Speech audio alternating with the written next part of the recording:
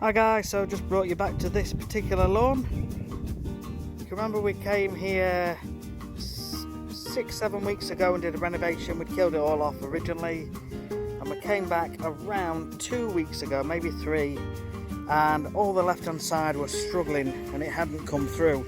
Even though we've got nice grass down the right and round the corner, it just hadn't come through at all on the left.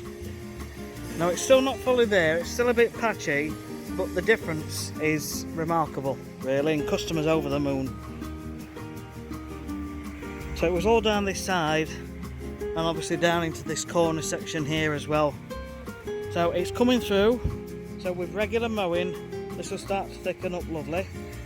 What I'm going to do, I'm going to put a treatment on today because the weeds are getting quite invasive, and it will take it now, and we'll get them sorted out, and the customer's going to wait until autumn. If there's any patches then we'll get some seed on.